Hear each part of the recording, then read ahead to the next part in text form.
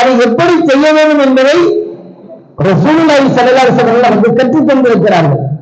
தண்ணி குடிக்கணுமா 6 சுன்னத்து இருக்குது, சாப்பிடணுமா 14 சுன்னத்துக்கள் இருக்கிறது, உறங்கணுமா அதற்கான சுன்னத்துக்கள் இருக்கிறது. இப்படி எல்லாத்தையும் நாம தெளிந்து விளங்கி செய்தால் அதற்கு பெயர் வணக்கம் இபாதத். சரிதானா? அல்லாஹ் திருமறையில கேட்கிறான், அப்ப அசிபத்தும் நீங்கள் எண்ணிருக்கிறீர்களா அன்னமா ஹலக்குனாக்கும் அபஸா, நாம் உங்களை படைச்சதெல்லாம் சும்மா வீண் விளையாட்டுதான் படைச்சிருக்கோம் நினைச்சிருக்கீங்களா?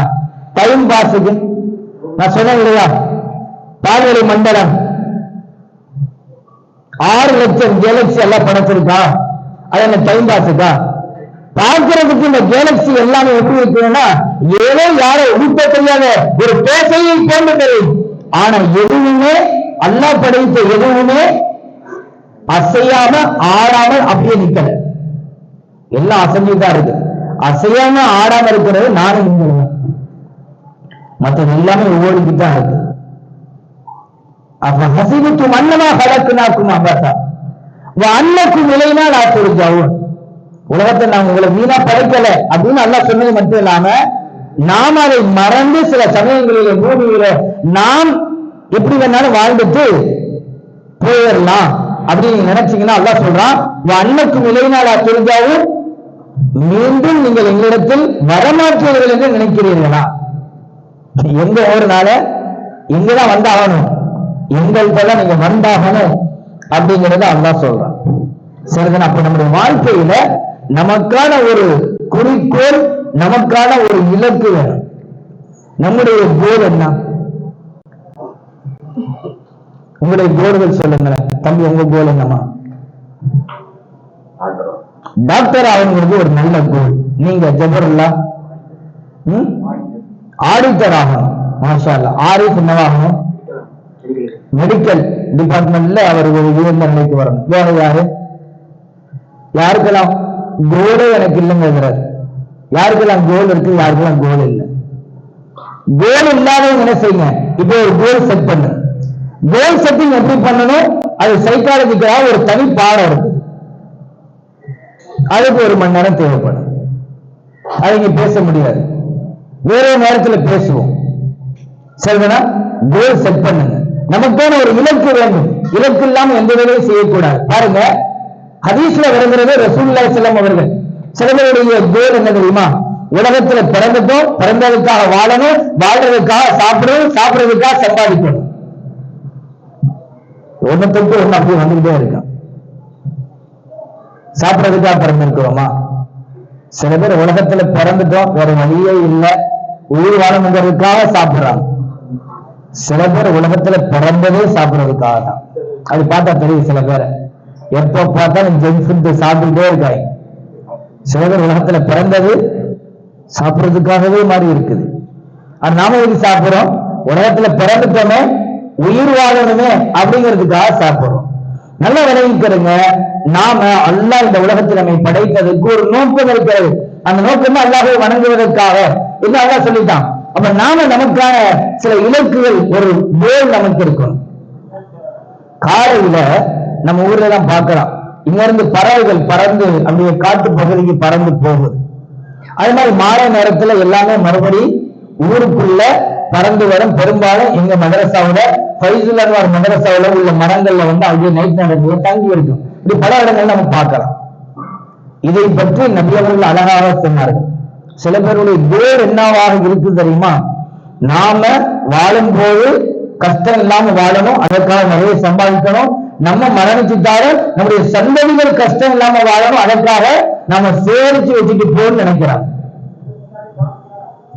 நபி அழகாக சொன்னார்கள், லவ் அன்னக்கும் தத்தவக்கருவன் அலல்லாஹி ஹக்க தவக்குலி, நீங்கள் அல்லாஹ் மீது பரிபூரணமான முறையில் தவக்குல் நம்பிக்கை வைப்பீர்கள், ஆனால் லரஸகக்கும் கமா யர்ஸுக்கு தய்ர், அல்லாஹ் பறவைகளுக்கு உணவளிப்பதை போன்று உங்களுக்கு உணவளிப்பார்.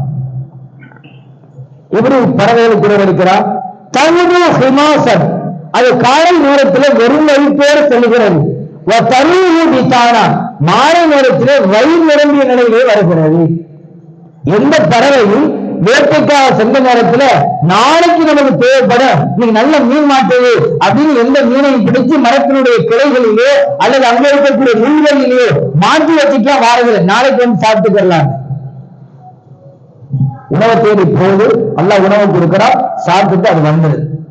அதுக்கு தெரிகிறது இன்று உணவை கொடுத்த இறைவனுக்கு நாளைக்கும் தரப்படும், நாளை மறுநாளும் தர தெரியும், அடுத்த ஆண்டும் தருவான், அதற்கடுத்த ஆண்டும் தருவான், அவன் பண்ணிக்கிட்டே இருப்பான் அப்படிங்கிறது பறவைகளுக்கு தெரிகிறது.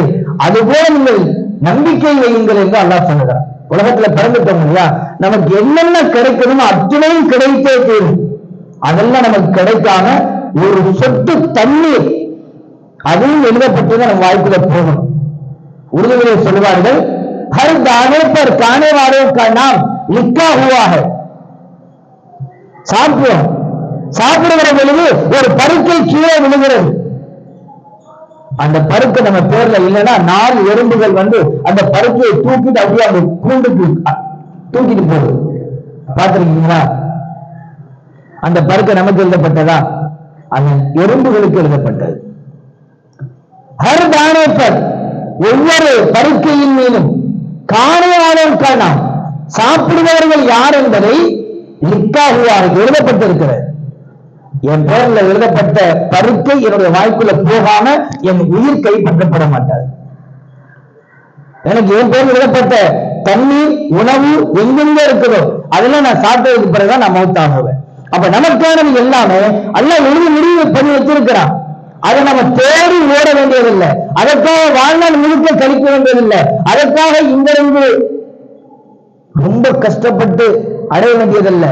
எழுதப்பட்டது கிடைச்சே தீரும்.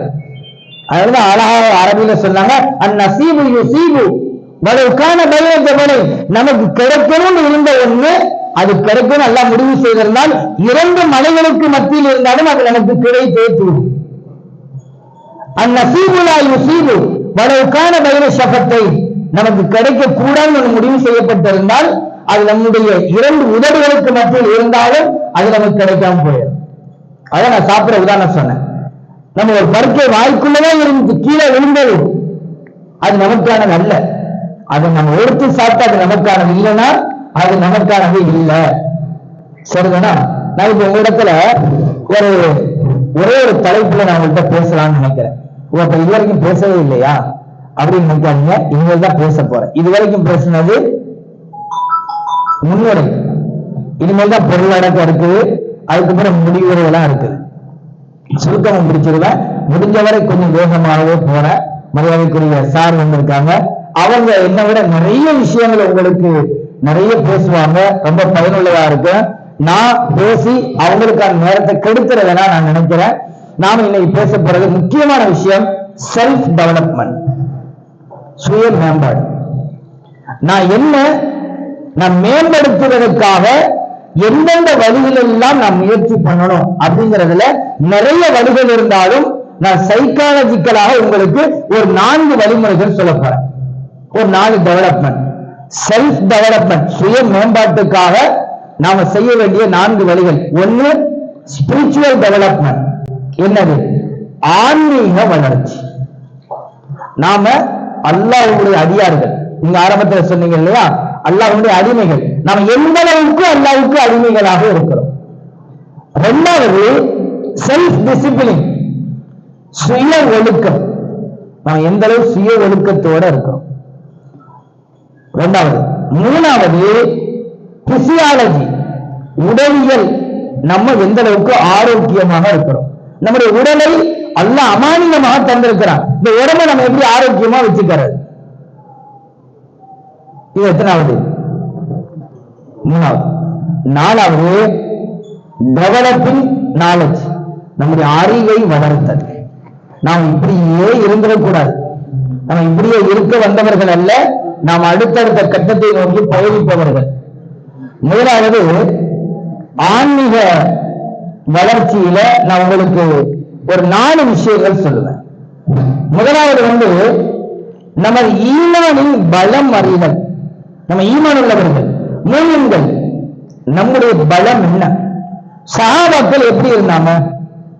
தனக்கு தேவையானது எல்லாம் நேரடியாகவே அல்லாஹ்விடத்தில் கேட்டு பெறுகிற ஆற்றலையும் திறமையும் பெற்றிருந்தார்கள். அந்த அளவுக்கு ஒரு ஈமான்ல அல்லாஹ்வின் உண்டான நம்பிக்கை வலிமையாக, ஆழமாக, அழுத்தமாக மனதில் பதிந்து இருந்துச்சு. நாம ஏதாவது ஒண்ணு இன்னைக்கு உட்கார்ந்து அல்லாஹ்ட்ட தொழுது கேட்டா நமக்கு கிடைச்சிருமா? அந்த அளவுக்கு நம்மகிட்ட பவர் இருக்குதா? கம்மியா இருக்குது. இருக்குது, இல்லாம இல்ல, குறைவா இருக்கு. அது கிடைக்குமாங்கிறதுல நமக்கு தான் இருக்குது, டவுட் இருக்குது, சந்தேகம் இருக்குது.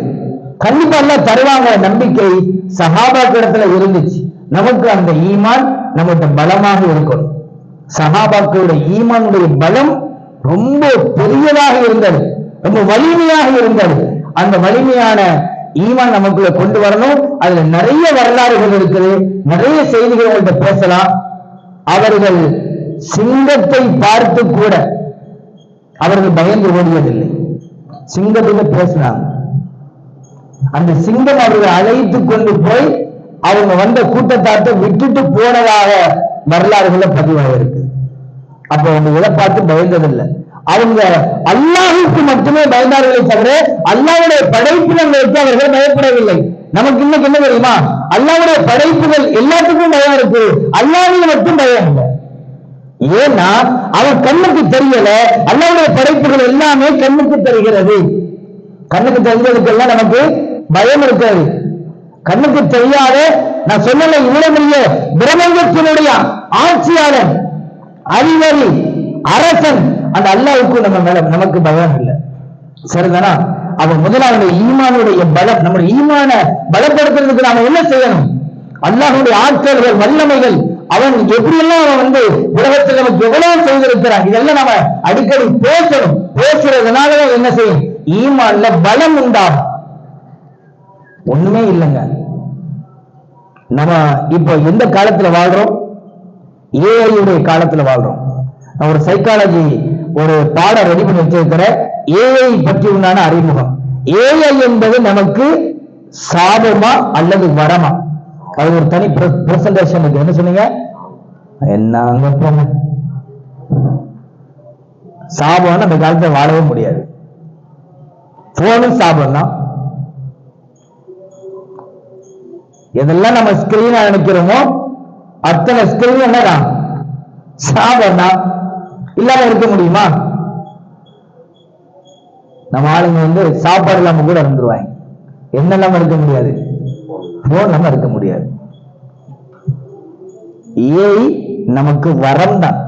ஆனா அதை எப்படி பயன்படுத்தணுங்கிற விதத்தை விளங்கி பயன்படுத்தினா வரம், இல்லையென்றால் அது நீங்க சொன்னது சாபம். அதை பத்தி இன்ஷா அல்லாஹ் நம்ம இன்னொரு நிகழ்ச்சி ஏற்பாடு பண்ணுங்க. நம்ம ஏஐ பற்றி ஒரு புரிதலை ஏற்படுத்துறோம் உங்களுக்கு. சரி, இரண்டாவது நம்ம இஸ்லாமிய செயல்பாடுகள், முக்கியமான கடமைகள் 5 கலிமா சொல்லி இருக்கிறோம். தொழுகை, நோன்பு, ஜகாத், ஹஜ். தொழுகை, இந்த தொழுகையை நாம எந்த அளவு தொழுகிறோம்? தொழுகையை அல்லாஹ் ஏன் நமக்கு கடமையாக்கணும்? தொழுகையின் அடிப்படை நோக்கம் என்ன தெரியுமா?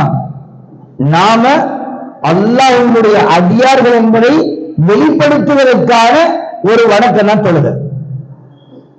அந்தரங்கமான அர்த்தம் இதுதான். ஆனா வெளிப்படையாக நிறைய பயன்கள் சொல்லலாம். குளிர்றதுனால, நிமிர்றதுனால உடல் பயிற்சி ஏற்படுகிறது. உடலுடைய தலையிலிருந்து கால் பாதம் வரைக்குமே நல்ல ரத்த ஓட்டங்கள் ஏற்படுகிறது. அதனால மனிதன் ஆரோக்கியம் பெறுவான். இது வெளிப்படையான சில காரணங்கள். அந்தரங்கமான காரணத்துல முதல் நம்மை படைத்த, இந்த பிரபஞ்சத்தை படைத்து ஆளுகிற அல்லாஹ்வுடைய நாம் அடிமைகள் என்பதை நாம் தொழுகையின் மூலமாக நிரூபிக்கிறோம். இங்கிருந்து நீங்க எந்திரிச்சு போறதுக்கு முன்னாடி நீங்க ஒரு உறுதியான எண்ணம் வைக்கணும். இன்ஷா அல்லாஹ் இனிமே நான் ஒரு நேர தொழுகை கூட விட மாட்டேன். நியத்து வைக்கலாமா? நியத்து நல்ல பலமா வைங்களேன். சரி, மூணாவது ஸ்பிரிச்சுவல் டெவலப்மெண்ட்ல இறையச்சம் ரொம்ப முக்கியம். யாரிடத்துல இறையச்சம் இருக்குதோ, இறையச்சம் உள்ளவர்கள் எந்த பாவமும் செய்ய மாட்டாங்க. நான் சொன்னேன் இல்லையா, அத்தா பார்த்துருவாரோன்னு பயமா இருக்கு. நம்ம செய்யக்கூடிய செயல்களை அம்மா பார்த்துருவாங்களோ, அல்ல நமக்கு தெரிந்தவர்கள் பார்த்துருவாங்களோ, அல்ல நம்முடைய உறவினர்கள், சொந்தக்காரர்கள் பார்த்துருவாங்கிற பயம் இருக்கு. ஆனா அல்லாஹ் பார்த்து கொண்டிருக்கிறான் என்ற என்ன மனசுக்குள்ள இருந்தாலும் ஆனா என்ன இல்ல அல்ல மேல இறையச்சம் இல்ல, பயம் இல்ல, அதை துணிஞ்சு செய்ய ஆரம்பிச்சிடும். கேட்டா சொல்லுவோம், எங்க அம்மா இருக்காங்கல்ல, எங்க அம்மா மாதிரி 100 மடங்கு அல்லாஹ் இரக்கம் உள்ளவன் அப்படின்னு நம்ம சொல்லுவோம். நபி அவர்கள் சொல்லுவார்கள், இத்தகில்லா ஹைசுமா குன், நீ எங்கிருந்தாலும் அல்லாஹ்வை அஞ்சிக்கொள். நம்ம தனிமையாக அறைக்குள் இருந்தாலும் சரி, அல்லது நாம நண்பர்களுடன் இருந்தாலும் சரி, நமக்கு யார் மேல பயம் இருக்கணும்? அல்லாஹ் மீது இறையச்சம் இருந்தால் கண்டிப்பாக யாரும் எந்த தவறை நாம செய்ய மாட்டோம். சரிங்களா? 4வது இஹ்சான், ஸ்பிரிச்சுவல் டெவலப்மெண்ட்ல முதலாவது நமது ஈமான் பலம் அறிதல், 2வது இஸ்லாமிய செயல்பாடுகள், 3வது இறையச்சம், 4வது இஹ்சான். இஹ்சான் என்றால் என்ன? அன்தாபுதல்லாஹ் கஅன்னக தராஹு, நீங்கள் தொழுகிற பொழுது, வணக்கங்கள் செய்கிற பொழுது அல்லாஹ்வை பார்ப்பதை போன்று வணங்குவது. நபி சொன்னாங்க, ஃபஇல்லம் தகுன் தராஹு, அப்படி ஒருவேளை உங்களால் அல்லாஹ்வை பார்க்க முடியவில்லை என்றால் ஃபஇன்னஹு யராக், அவன் உங்களை பார்க்கிறான் என்ற எண்ணத்துடன் தொழுவது. தொழுகையில மட்டும் இல்லமா, தொழுகையில மட்டும் இல்ல, ஹலோ அப்படின்னா நீங்க ஹாய்னு சொல்லணும். சரிதானா? ஒரு டீல் வச்சுக்கலாம். நான் ஹலோன்னு சொன்னா நீங்க என்ன சொல்லணும்? ஹாய் அப்படின்னு சொல்லணும். நான் ஹாய்னு சொன்னா நீங்க என்ன சொல்லணும்? ஹலோன்னு சொல்லணும். ஹலோ,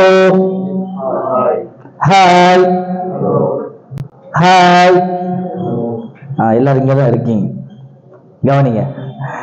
இஹ்சான் என்றால் என்னது? அன்தாபுத அல்லாஹ் கஅன்னக தராஹு, நீங்கள் அல்லாஹ்வை பார்ப்பதை போன்று வணங்குவது. நம் வீட்டுக்குள்ள இருக்கிறோம், வெளியில இருக்கிறோம், நண்பர்கள் கூட இருக்கிறோம், வெளியுள்ள இருக்கிறோம், உள்ள இருக்கிறோம், எங்க இருந்தாலும் நாம் அல்லாஹ்வை பார்ப்பதை போன்ற உணர்வுடன் இருப்பது. அந்த மாதிரி சிந்தனை நமக்கு ஏற்படலையா? 2வது என்ன நினைக்கணும்? அல்லாஹ் என்னை பார்க்கிறான் என்ற எண்ணத்துடன் நாம இருக்கணும். இந்த 2 எண்ணங்கள் இருந்தால் நாம ஏதாவது தப்பு பண்ணுவோமா? இதுக்கு பேர் தான் இஹ்சான். இந்த இஹ்சானுடைய உணர்வு நமக்குள்ள இருக்கணும். 2வது செல்ஃப் டிசிப்ளின், சுய ஒழுக்கம். ஹலோ, ஹலோ பாருங்க. 2வது என்னது? சுய ஒழுக்கம். அதுல முதலாவது நம்முடைய பார்வையை பேணுதல். பார்வை என்பது கண்ணுங்கிறது யார்கிட்ட இருக்குது? ஆரிஃபுடைய 2 கண்ணு யார்கிட்ட இருக்குது? ஜபர்லாவுடைய 2 கண்ணு யார்கிட்ட இருக்குது? உங்களுடைய 2 கண்ணு யார்கிட்ட இருக்குது? உங்கள்கிட்ட தான் இருக்குது. உங்கள்கிட்ட இருக்கிற அந்த கண்ணை கொண்டு நீங்க எதை பார்க்கிறீர்கள் அப்படிங்கிறத என்னால் கண்டுகொள்ள முடியுமா? என்னால் தெரிஞ்சுக்கிற முடியுமா? முடியாது. ஏதோ அங்கெங்கேயோ பார்க்கிற மாதிரி இருக்கு, ஆனா பக்கத்தில் உள்ளவரை நீங்க பார்க்கலாம். சரிங்களா? முதல் விஷயம் பார்வையை பேணுதல். பாவங்களுக்கு முதல் அஸ்திவாரம் என்ன நினைக்கிறீங்க? கண்ணுதான். நான் ரொம்ப நினைப்பேன், இந்த கண் பார்வை இல்லாதவங்க இருக்காங்க இல்லையா, அவங்க பாவம் செய்ய வாய்ப்பு இருக்குதா? பாவங்களை பார்க்க வாய்ப்பு இருக்குதா? வாய்ப்பு இல்லை. அதுக்காக நாம இன்னைக்கு உட்கார்ந்து யாழ 2 கண் பார்வை எடுத்துருந்து துவா செய்யாதீங்க. கொடுத்தது நியாமத், அது எவ்வளவு பெரிய நியமத்தை அவர்கிட்ட போய் கேட்டா சொல்லுவார். கை இல்லாதவர்கிட்ட கேட்டாதான் கையினுடைய அருமை தெரியும், கண் இல்லாதவர்கிட்ட கேட்டாதான் கண்ணுடைய அருமை தெரியும். அப்ப கண்ணுடைய அருமையை பற்றி அவர் அவ்வளவு பேசுறாரு இல்லையா? அப்ப அவ்வளவு அருமையில் அந்த கண்ணு அல்லாஹ் நமக்கு தந்திருக்கிறானே, இந்த கண்ணை நாம என்ன செய்யணும்? என்னமா? நல்ல விஷயங்களை பயன்படுத்தணும், நம்முடைய பார்வையை பேணணும். 2வது சுய ஒழுக்கத்துல பாவங்களை தவிர்த்தல். பாவங்களை ஒண்ணு இருக்குது, நன்மைகள் அதிகமாக செய்யறது. குறைந்தபட்ச நன்மைகள் அதிகமாக செய்ய முடியாவிட்டாலும் கூட அந்த நேரம் தொழுகிறோம், முன்பின் சும்மா தொழுகிறோம், அளவுக்கு அதிகமாக குர்ஆன் ஓதுறதில்லை, திக்ர் செய்யறதில்லை, அல்ல தீனுடைய சபைகளில் நம்மளை உட்கார முடியல அப்படின்னு இருந்தாலும் குறைந்தளவு நாம் என்ன செய்யணும்? பாவம் செய்வதை தவிர்த்து கொண்டாலும் கூட நமக்கு நன்மை கிடைக்கும். உங்களுக்கு தெரியுமா? ஒரு நல்லது செய்யணும்னு நினைச்சாரு, செய்ய முடியல, அல்லாஹ் ஒரு நன்மை தாரான். ஹலோ, பாருங்களேன், ஒரு நன்மை செய்யணும்னு நினைச்சோம், ஆனா செய்யல, அல்லாஹ் எத்தனை நன்மை தாரான்? ஒரு நன்மை தருகிறான். நன்மை செய்யணும்னு நினைச்சோம், அந்த நன்மையை செய்தால் அல்லாஹ்வுக்கு 10 நன்மை தருகிறான். அந்த 10 நன்மையும் 700 மடங்காக மாறுகிறது. ஆனா நன்மைக்கு போல பாவத்துக்கு இல்லை. ஒருத்தர் பாவம் செய்ய நினைச்சாரு, ஆனா செய்யல. பாவம் செய்ய நினைச்சாரு, ஆனா செய்யல, அல்லாஹ் அதுக்கு அவருக்கு பாவம் கொடுக்கிறது இல்லை. பாவம் செய்ய நினைச்சாரு, பாவத்தை செய்துட்டால் ஒரே ஒரு பாவம் அவர் மேல் எழுதப்படுது. நன்மை என்று வருகிற பொழுது நினைத்தாலும் நன்மை, செய்தாலும் நன்மை. பாவத்தை செய்ய நினைத்தால் பாவம் இல்லைங்கிறதுக்காக நினைச்சிட்டே இருக்கலாமா? சைக்காலஜிக்கலாக தாட்ஸ் தான் ஃபீலிங்ஸா மாறும், அந்த ஃபீலிங்ஸ் தான் பிஹேவியரா மாறுதுன்னு சொல்லி உளவியல் துறை வல்லுநர்கள் சொல்றாங்க. தாட்ஸையும் கூட நம்ம பாதுகாக்கணும். தாட்ஸ்ங்கிறது என்னதுமா? எண்ணம். அந்த எண்ணம் எப்ப ஃபீலிங்ஸா மாறுதுன்னா, அந்த எண்ணத்தை சற்று அந்த உள்ளத்துல வந்து வேண்டிய போறது எண்ணம். அந்த எண்ணத்தையே நினைச்சுக்கிட்டே இருந்தோம், அது ஒரு கண்டினியூட்டி வந்துச்சுன்னா அது ஃபீலிங்ஸாக மாறுகிறது. அந்த ஃபீலிங்ஸ் தான் பிஹேவியராக மாறுகிறது. பாதையில போனீங்க, ஒரு அழகான ஒரு பெண்ணு போச்சு, பார்த்தீங்க, பார்வை பட்டது, கடந்து போயிட்டீங்க, பிரச்சனை இல்லை. ஆனா அந்த பொண்ணை பார்த்த, இவ்வளவு அழகா இருந்துச்சு, அப்படி இருந்துச்சு, இப்படி இருந்துச்சுன்னு அதை நினைச்சுக்கிட்டே ஃபீல் பண்ணிட்டே இருக்கிற, அப்புறம் அந்த பெண்ணிடத்துல தவறு செய்யவோ அதை அந்த பெண்ணை அடையவோ முயற்சித்தால் அது பிஹேவியரா மாறிடும். நான் சொல்ல, இது நூற்றுக்கணக்கான வருடங்கள் உளவியல் ஆய்வு செய்த வல்லுநர்கள் சொல்லுகிறார்கள். அப்ப நம்முடைய எண்ணங்களை நாம் என்ன செய்யணும்? பாதுகாக்கணும். அது குறிப்பாக பாவங்களை தவிர்க்கணும். மூன்றாவது, பொறாமை கொள்வதை தவிர்க்கணும். நம்ம நண்பர் ஒருத்தர் கூட படிக்கிற ஒரு மாணவன் நல்லா படிக்கிறானா, அவன் தோலை தட்டி கொடுத்ததுனால இன்னும் முடியும், நல்லா செய்து சொல்லணும். எப்படியாவது ஒரு குழியை தோண்டி அங்க தள்ளி விட்டா நினைக்க கூடாது. பொறாமை இருக்கக்கூடாது. மற்றவர்களை வாழ்த்துவதனால் நாமளும் வளர்வோம். நான்காவது, குறிப்பாக புறம் பேசுறதை தவிர்க்கணும். சுய ஒழுக்கம் உள்ள எவரும் புறம் பேச மாட்டார்கள். சுய ஒழுக்கம் உள்ள எவரும் பொறாமை கொள்ள மாட்டார்கள். சுய ஒழுக்கம் உள்ளவர் எவரும் தனிமையிலும் கூட்டத்திலும் பாவம் செய்ய மாட்டார்கள். சுய ஒழுக்கம் உள்ள எவரும் கண்ணை பாதுகாப்பார்கள். இதனால் ரொம்ப அடிப்படையான விஷயங்கள். மூணாவது, செல்ஃப் டெவலப்மெண்ட்ல பிசியாலஜி, உடலியல், நம்ம உடம்பை பாதுகாக்கணும். அது 4 விஷயங்கள் இருக்குது. முதலாவது, உணவு முறை வேண்டது. ஜங்க் ஃபுட்டு கண்டிப்பாக தவிர்க்கப்படும். சாப்பிட்டது தூங்குற பழக்கத்தை உடனே நிறுத்தணும். சாப்பிட்டது நிறைய தண்ணி குடிக்கிறத நிறுத்தணும். இதெல்லாம் நாம மாற்ற வேண்டிய விஷயங்கள். குறைவாக சாப்பிட்டாலும் நல்ல ஹெல்த் ஃபுட்டா சாப்பிடணும். நிறைய காய்கறிகள் சாப்பிடணும். கீரை வகைகள் சாப்பிடலாம். நல்ல கறி சாப்பிடலாம், மீன் சாப்பிடலாம். இதெல்லாம் உடலுக்கு ஆரோக்கியம். ஃபாஸ்ட் ஃபுட்டு, ஜங்க் ஃபுட்டு போயிடாதீங்க, உடலை இப்பவே கெடுத்துடாதீங்க. இரண்டாவது, உடல் பயிற்சி. நீங்க எல்லாம் குறைஞ்ச ஒரு நாளைக்கு எவ்வளவு நேரம் உடல் பயிற்சி செய்வீங்க? அந்த பழக்கம் இருக்குதா? அப்படின்னா என்னங்க உடல் பயிற்சி அப்படின்னா என்ன? என்னன்னே தெரியல இல்லையா? ஒர்க் அவுட் பண்ணணும். எவ்வளவு நேரம் பண்றீங்கன்னு கேட்கிறேன். 2 மணி நேரம் பண்றீங்களா? இது ஒருத்தவங்க பால் போற, ஒருத்தன் அடிப்பா, மற்றவங்க வேடிக்கை பார்ப்போங்க. இது ஒர்க் அவுட்டா? கொண்டு வர அதை இதுல நம்ம பக்கம் பால் வரும்போதா ஓடுறோம்ல, சேரும். ஆனா அதுவல்ல, நம்ம நல்ல உடல் பயிற்சி செய்யணும். அமெரிக்காவோட ரிசர்ச் சொல்லுது, ஒரு மனிதன் ஒரு நாளைக்கு 4 நிமிடங்கள் உடல் பயிற்சி செய்தால் நல்ல வியர்வை வரும் அளவுக்கு உண்மையிலேயே ஒர்க் அவுட் பண்ணணும். 4 நிமிடங்கள் செய்தால் அவருடைய வாழ்க்கையில 5 வருடங்கள் முதல் 20 வருடங்கள் வரைக்கும் அப்டேட் ஆகுது. 40 வயசுல சாக வேண்டிய எத்தனை வயசுல சாகுமா? 60 வயசுல. அப்ப உடற்பயிற்சி நாம செய்யணும். என்னென்ன உடற்பயிற்சி செய்யலாம்? கிளாஸ்ல முடிஞ்சதுக்கு அப்புறம், இந்த நிகழ்ச்சி முடிஞ்சதுக்கு அப்புறம் என்ன வந்து சந்திங்க.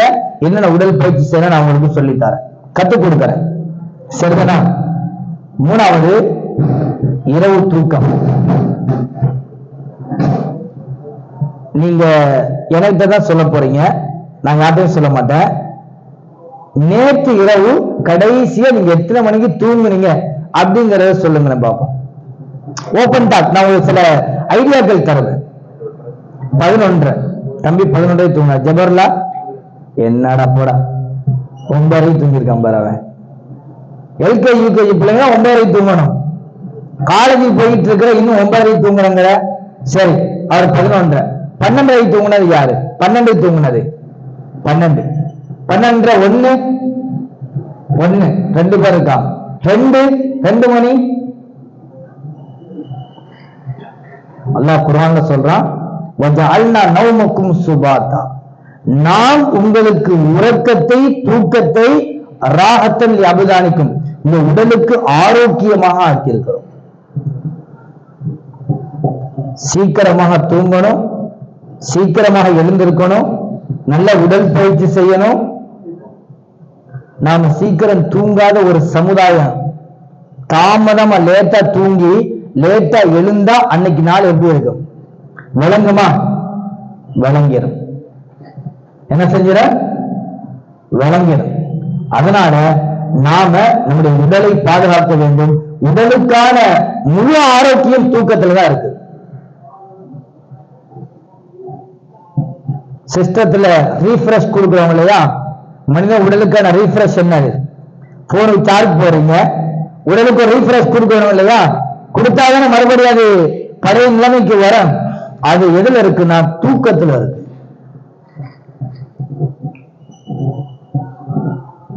நிறைய விஷயங்கள் பேசலாம், நான் உங்களுக்கு வேற நேரத்தில் பேசுறேன். 4வது உடல் அசுத்தங்களை வெளியேற்றுதல்.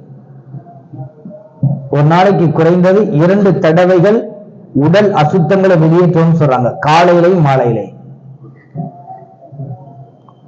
குறைந்தபட்சம் ஒரு நாளைக்கு 1 தடவையாவது கழிவுகளை வெளியேற்றணும். இன்னைக்கு உள்ள போனதெல்லாம் வெளியில வரலன்னா எவ்வளவு பெரிய பிரச்சனை உண்டாகும் தெரியுமா? வெளியில கொண்டு வரதுக்கு என்ன பண்ணலாம்? முதல்ல நல்லா சாப்பிடணும், 2வது நல்ல சாப்பாடு சாப்பிடணும். ஒரு மாதிரி சாப்பாடு உள்ள போட்டுட்டு அதுவே வெளியில வர முடியாம திணறிக்கிட்டே இருக்கும். இன்னைக்குள்ள சாப்பாடு எல்லாம் அப்படித்தான் இருக்குது. சாப்பிடக்கூடிய சாப்பாடு எப்படி இருக்கணும்? உள்ள போனா அதுவே ஜீரணமாகி வெளியில வர முடியுமா இருக்கணும். போட்ட கள்ளத்துக்கு போட்ட மாதிரி இருக்கு. நீங்க உங்களுடைய உடலை பாதுகாருங்கள். உங்களுடைய உடல் அமானிதம். இந்த கண்ணு என்னுடையது அல்ல, இந்த மூக்கு என்னுடையது அல்ல, இந்த வாய் என்னுடையது அல்ல, இந்த கால் என்னுடையது அல்ல, இந்த கைகள் என்னுடையது அல்ல, என்னுடைய 2 கால்களும் என்னுடையது அல்ல. இவைகளெல்லாம் அல்லாஹ் இறைவனாக கொடுத்தது. உலகத்தில் ஒரு மனிதன் வாழ்வதற்கு இந்த உடல் அமைப்பு தேவைப்படுகிறது. அதனால நல்லா கொடுத்திருக்கான். நானும் அந்த செல்ஃப் யாரு? சோல் யாரு? என்னுடைய ஆத்மா, என்னுடைய உயிர் தான். அதான் நான். சூரா யாசின் அல்லாஹ் சொல்றான், அல்-யௌம், இன்றைய நாளையிலே நஃப்தின் அலா அஃப்வாஹிம், நாங்கள் அவருடைய வாய்களின் மீது முத்திரையிட்டு விடுவோம். வதுகல்லிமுனா ஐதீஹிம், அவருடைய கரங்கள் எங்களிடத்தில் பேசும். வதஷஹது அர்ஜுலுஹும், அவருடைய கால்கள் சாட்சி சொல்லும். பிமா கானூ யக்ஸிபூன், அவங்க என்ன செஞ்சிட்டு இருந்தாங்கிறத நம்முடைய கைகள் பேசும், கால்கள் சொல்லும். ஆமா உண்மைதான், கை சொல்றது உண்மைதான், இவன் என்ன இங்க இருந்து அங்க அழைச்சிட்டு போனா அப்படின்னு எது சொல்லும்? கால்கள் சாட்சி சொல்லும். நமக்கு எதிராக சாட்சி சொல்லுகிறது கால்கள். கைகள், நம்முடைய வாய்களை முத்திரையிடப்பட்டாச்சு அப்படின்னா இந்த உடல் உறுப்புகள் நம்முடையதா? கண்டிப்பா இல்ல, இரவலாக அல்லாஹ் கொடுத்தது. சரிதானா? நாமங்கிறது யார்தான்? செல்ஃப், அந்த சோல் இருக்கு இல்லையா, அதுதான் நாம, மற்றதெல்லாம் நாம இல்லை. அப்ப அதை நாம சரி செய்யணும். சரிமா? கடைசி பாயிண்ட் வந்துட்டேன், முடிக்க போறேன். செல்ஃப் டெவலப்மெண்ட்ல 4வது டெவலப்பிங் நாலேஜ், நம்முடைய அறிவை வளர்க்கணும். அதுல முதலாவது மாதம் ஒரு புத்தகத்தை படித்தல். மாசத்துக்கு என்ன செய்யணும்? ஒரு புத்தகம் படிக்கிற பழக்கத்தை ஏற்படுத்தணும். எந்த மாதிரியான புத்தகங்கள் நாம் படிக்கலாம் அப்படின்னு நீங்க கேட்டீங்கன்னா, உங்களுடைய இலக்கு என்ன? டாக்டர் ஆக போறியா, இன்ஜினியர் ஆகணுமா? அந்த துறை சார்ந்த சில ஆரம்ப நூல்கள், அதாவது படிக்கிறதுக்கான சில தகுதிகள், ஒரு இங்கிலீஷ் நாலேஜ் தேவைப்படுது, ஸ்போக்கன் இங்கிலீஷ் தேவைப்படுது அப்படின்னா அதை நீ படிக்கலாம். அதற்கான முன் தயாரிப்புகள் சார்ந்த புத்தகங்களை நாம படிக்கலாம். ஆனா மாதம் ஒரு புத்தகத்தை படிச்சு முடிக்கணும். 2வது, தினமும் ஒன்றை கற்றுக்கொள்ளும் பழக்கத்தை ஏற்படுத்தணும். தினமும் ஒரு விஷயத்தை கத்துக்கிட்டா வருஷத்துல 365 விஷயங்களை கத்துக்கலாம். நம்மகிட்ட பொதுவா என்ன தெரியுமா, நம்ம கற்றுக்கொள்வதை நமக்கு தடுக்கிறது எது நீங்க நினைக்கிறீங்க? என்ன எது நம்மள பிறத்தை கேட்டு படிக்கிறதையோ அல்லது ஒரு விஷயத்தை கத்துக்கிறதுக்கு தடையாக இருப்பது என்ன? நம்முடைய சோம்பேறித்தனம், என்டர்டைன்மெண்ட், வேற வெட்கம், வேற தாழ்வு மனப்பான்மை. கேட்டுட்டா இது கூட எனக்கு தெரியலையா, அல்ல நம்மளை ஏதாவது நினைச்சுப்பாங்களோ அப்படின்னு நினைக்கிறது. வேற என்ன நினைக்கிறீங்க? ஹலோ, என்ன பாருங்க, நான் ஒன்ன விட பெரிய போன் வச்சிருக்கிறேன்.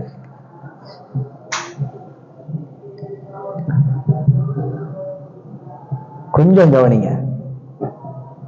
இதெல்லாம் அப்படியே உங்களுக்கு ஒரே இடத்துல மொத்தமா கிடைக்குது அப்படின்னா அது உங்களுக்கு எளிமையா கிடைக்குது.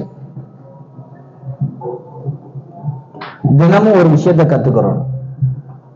பொதுவாக நாம இன்னைக்கு ஒரு விஷயத்தை கேட்டு கத்துக்கிறதுக்கு நம்ம ஃப்ரெண்டுக்கு தெரிஞ்சிருக்கு, நம்ம அவன்கிட்ட கேட்கவே வெட்கப்படுவோம். நான் ஒரு லாஜிக் சொல்லித்தரேன்.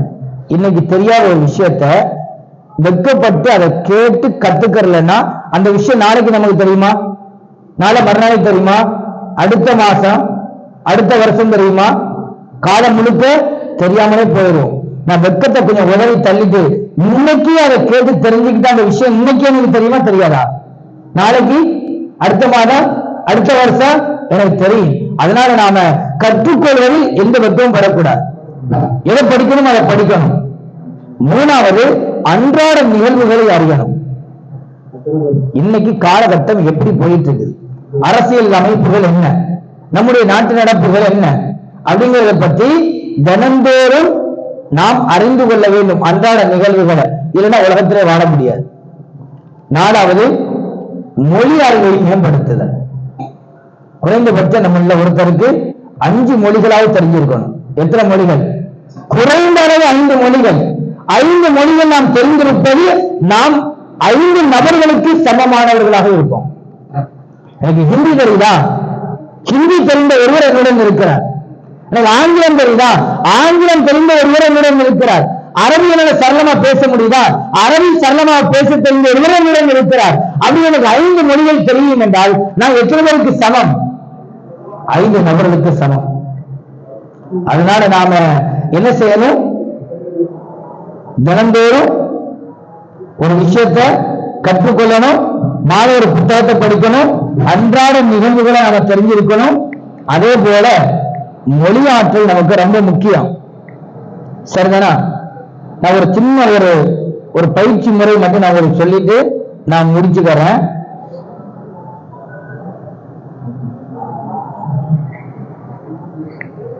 ஒரு பிராக்டிக்கல் எக்ஸசைஸ் மட்டும் சொல்லித்தரேன் உங்களுக்கு. நம்முடைய வாழ்க்கையில் நாம எப்படி அடுத்த கட்டத்துக்கு முன்னேறது உண்மையை நினைச்சு பாருங்க. நாம தேவையில்லாத நிறைய விஷயங்கள் செய்யறோமா இல்லையா? தேவையில்லாத விஷயங்கள் அதிக நேரங்களை செலவழிக்கிறோமா இல்லையா?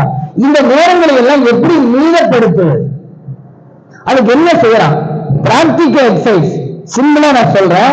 இதை நீங்க என்ன சொல்லுவாங்க அப்படின்னா 7 டே செல்ஃப் டிசிப்ளின் சேலஞ்ச். சிம்பிளா நாம செய்ய வேண்டிய சில வழிகள் ஒன்னா சொல்ல பாருங்களேன். நம்ம தினந்தோறும் சீக்கிரமா எழுந்திருக்கோம்னு நம்ம நினைக்கணும். எழுந்திருக்கிறது எப்படி? நம்ம 6 மணிக்கு எழுந்திருக்கிற பழக்கம் இருந்தால் 1 மணி நேரத்துக்கு முன்னாடி எழுந்திருக்கிறது. அப்ப எத்தனை மணிக்கு எழுந்திக்கணும்? 5 மணிக்கு. யாரெல்லாம் நீங்க எழுந்திருக்கிற நேரத்துல இருந்து ஒரு 1 hour பிஃபோர் எழுந்திருப்பீங்க? யார் யாரெல்லாம்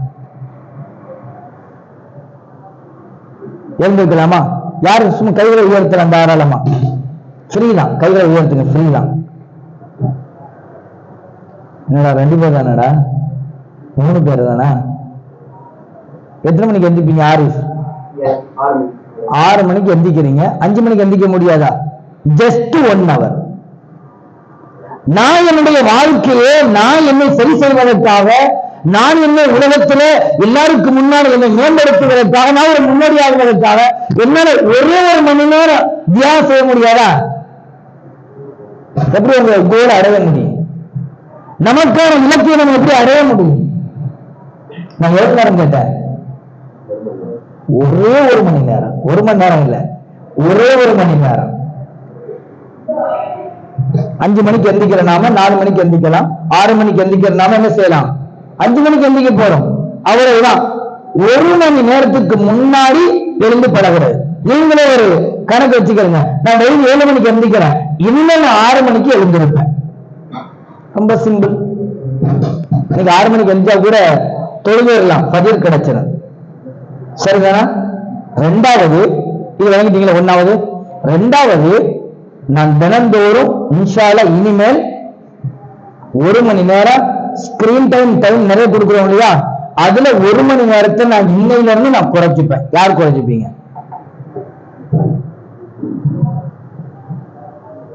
ஓகேமா. நீங்க ஆல்ரெடியா ஒரு நாளைக்கு எத்தனை மணி நேரம் ஸ்கிரீன் டைம் கொடுக்குறீங்க? 8 மணி நேரம் கொடுக்குறீங்களா? இனிமேல் நீங்க எவ்வளவு நேரம் கொடுப்பீங்க? 7 மணி நேரம். 1 மணி நேரம் நீங்க குறைச்சிக்கிறது. இந்த 1 மணி நேரம்ங்கிறத நாம எவ்வளவு காலம் கணக்கு வைக்கணும்னா 7 நாளைக்கு, 1 வார கணக்கு. 1 வாரம் கணக்கு வச்சு டெய்லி வளமையில் எழுந்திருக்கிறத விட 1 hour முன்னாடி எழுந்திருக்கிறது. டெய்லி நாம 1 மணி நேரம் ஸ்கிரீன் டைம் குறைக்கிறது. இது எதற்காகனா நம்முடைய வாழ்க்கையுடைய முன்னேற்றத்துக்காக. 3வது, டெய்லி 10 நிமிஷம் ஏதாவது புத்தகங்கள் வாசிக்கிறது. டெய்லி 10 நிமிஷம் தான். 10 நிமிஷத்துல என்ன ஆகிடும் அப்படின்னா, ஏறத்தாழ நல்ல வாசிப்பு திறமையும் சீக்கிரம் விளங்கும் ஆற்றுள்ளவர்கள் கண்டிப்பாக 4 பக்கங்கள் படிச்சிடலாம். மாதத்துக்கு எத்தனை பக்கங்கள் படிச்சிடலாம்?